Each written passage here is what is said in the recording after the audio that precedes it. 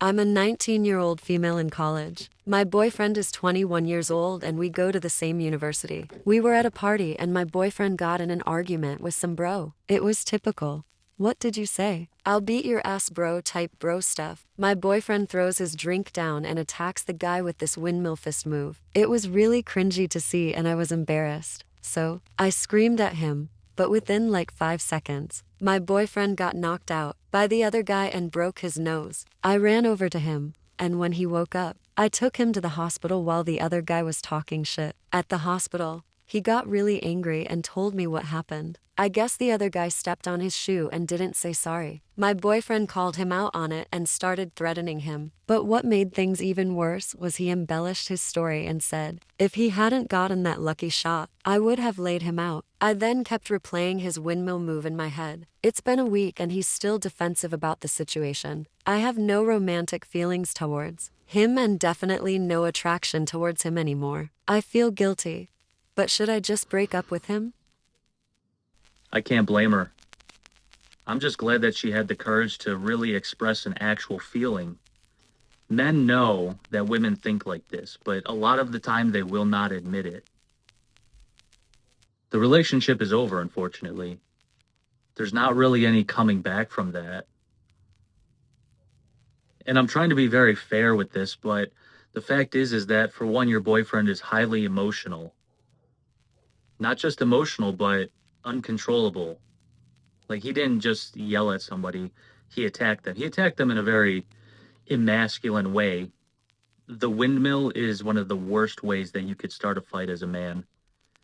And on top of that, you got knocked out. If we zoom out, we'll see that she's actually not looking for validation to break up with him. She's already broken up with him. Maybe not actually, but in her mind has already begun the process of shutting down. She really just doesn't want to admit that she needs a man she can trust who's going to not be emotional, not attack people, so that she can have fun. And that's a very primal emotion that women have is trust. That's why women are always talking about, you broke my trust, the trust is broken. I don't blame her one bit. And he knows it too. He knows that he was not being a man in that situation. The silver lining to this situation is that this young woman found out early what she is now looking for. Every man that she meets from here on out is going to go through this sort of test to see how emotional a man is. Is he going to fly off the handles for something stupid that's not even worth it? Is he going to, am I going to have to defend my boyfriend who windmills when he fights? No, she's not. What she's going to end up looking for is not a man who won't fight because she knows that's just as dangerous. Women like a man who will fight if it's an appropriate situation. This is not an appropriate situation. If I had to give advice to the man in this situation, you are allowing people to control you by you not controlling your own emotions. You probably didn't even want to fight, but you felt like you had to. Think for yourself, and for God's sakes, watch MMA, YouTube videos, anything. You cannot be out there in the streets windmilling motherfuckers.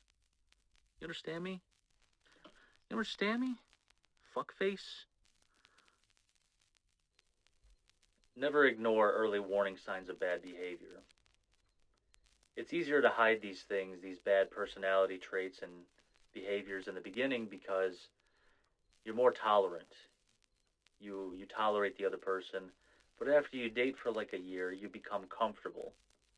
And that's where the danger zone is, where you're both comfortable with each other, where both of you are saying, is it really that big of a deal? Because my girlfriend litters, is that a big deal? Maybe my boyfriend likes to cheat on his taxes. Is that such a big deal?